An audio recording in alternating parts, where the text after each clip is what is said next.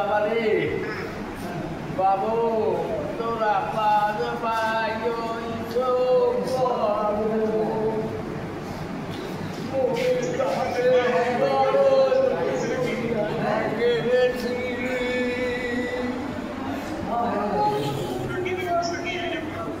ভালো আপনার চলে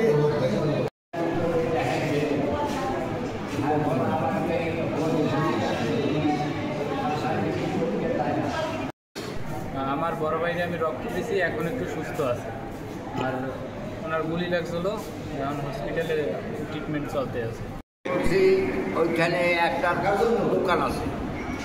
দোকান আছে পর ওইখানে ওরা বসা ছিল, পড়ছে বল আমি পড়তে দেখতে গেছি একখানে, বুঝতে অনেক দূর হয়ে গেছি, মেলা দূরে।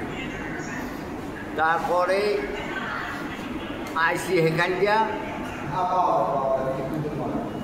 হাইয়ার পরে আইয়া তো শুনি এই মারামারি লাগছে বলে নাকি কারা কারা ওরা আবার ওই দৌড়ে গেছে, বুঝতে দৌড়ে গেছে পর র্যাব না কি না পুলিশ, হ্যাঁ তো আর আমি দেখি নাই রে বাবা, আমি মিশে কথা করতেন না, আর আমি ছিলামও না। এখন শুনি একজনের গায়ে গুলি লাগছে, আর হাইয়ার পরে শুনি যে একজনে কইলেছে না আপনার পোলার গায়েও গুলি লাগছে। এই আবার যে শুনলাম বলছে একটু পোলার চিড়েছি বুঝলেন, এই তো জায়গায় ঠেকছি বাবা, আর তো আর কিছু করতে পারবো না।